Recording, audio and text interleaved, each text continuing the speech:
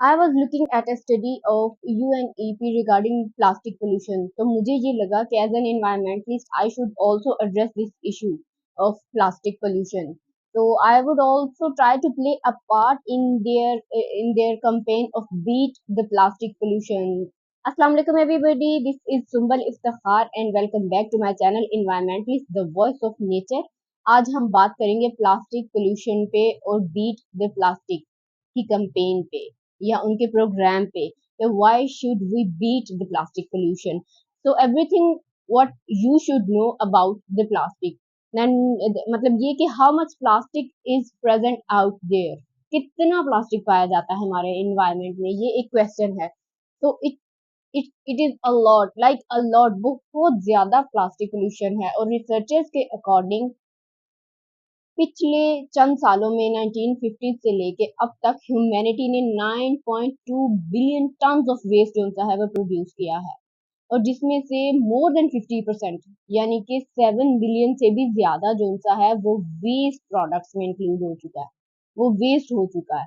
और फिर बात करेंगे कि what kind of plastic is problematic, कौन सा प्लास्टिक ऐसा है जो कि बहुत ज्यादा नुकसानदेह है. तो जो सिंगल यूज प्लास्टिक होता है, जो वन टाइम यूज होता है, जो हम एक दफा इस्तेमाल करके फेंक देते हैं, डिस्कार्ड कर देते हैं, डिस्पोजेबल बर्तन हो जाते हैं, हमारी ये वाटर बॉटल्स होती हैं, कितनी ही चीजें हैं जो सिंगल यूज होके हम उसको डिस्कार्ड कर देते हैं, डिस्पोज ऑफ कर देते हैं. वो प्लास्टिक सबसे ज्यादा हजार्डस होता है क्योंकि अल्टीमेटली उसने एनवायरनमेंट में ही जाना होता है. Next question is where do you find plastic. आपको प्लास्टिक कहाँ नहीं नजर आता, आप मुझे ये बताइए. हर जगह पे, रिवर्स में, ओशंस में, डेजर्ट में, पार्क्स में, माउंटेन्स में, घरों में, स्ट्रीट्स में, each and everywhere, wherever you look you find plastic there. Plastic के बगैर हमारी जिंदगी जो उनकी है ना वो अब इनकम्प्लीट सी हो गई है.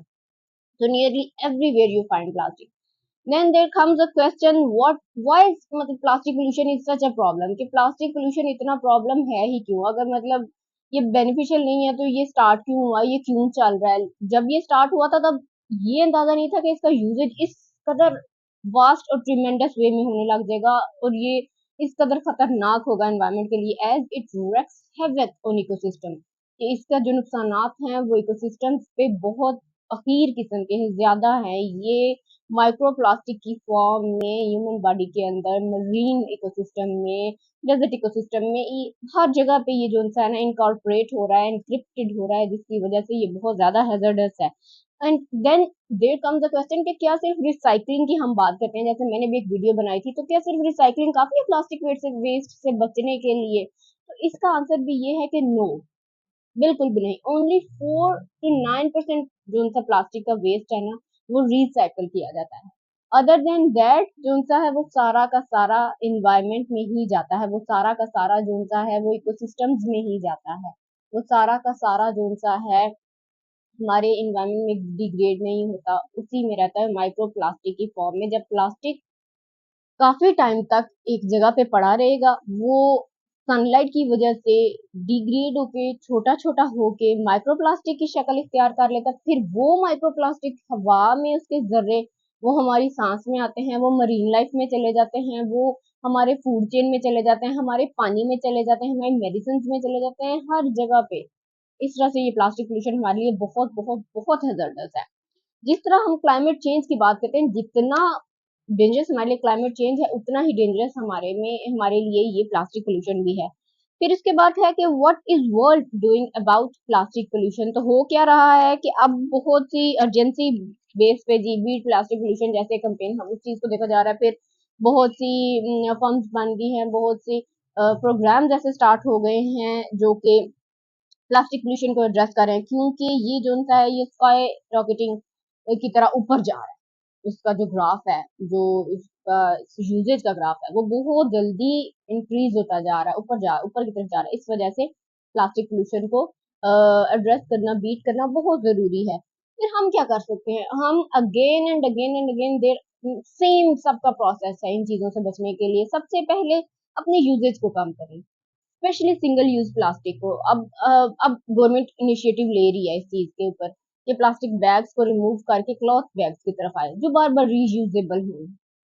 पेपर भी हमारे लिए उस कदर वो नहीं है बेनिफिशियल जितना क्लॉथ बैग है. हम उस चीज को करें। फिर उसके बाद है कि we need to recycle plastic products, redesign plastic products और प्रिवेंटिंग प्लास्टिक वेस्ट। तो वो जो सा है ना वो सीप डाउन ना कर जाए हमारे इन्वायरमेंट में, हमारे इन्वायरमेंट में सीप डाउन कर जाता है तो वो उसके अंदर इनकॉर्पोरेट कर जाता है और ज्यादा अरसे के लिए रहता है और ज्यादा नुकसान होता है। And then there comes finding the alternatives to plastic pollution. Plastic pollution के लिए अल्टरनेटिव्स को ढूंढें कि हम किस तरह से प्लास्टिक के प्रोडक्ट्स को अवॉइड करके उनकी जगह पे कोई और अल्टरनेटिव्स को हम यूज कर सकते हैं।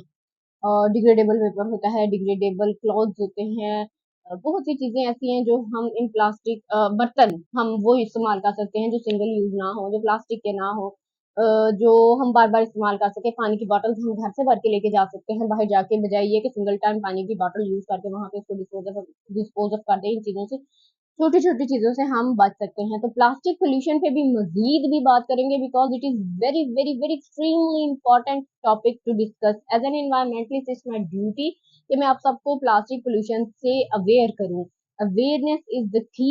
वो पता होएगी तो अल्टीमेटली आप लोग खुद ब खुद उन चीजों से अवॉइड करना शुरू कर देंगे। Thank you so much for watching my videos. Do subscribe my channel and like the videos. Allah Hafiz.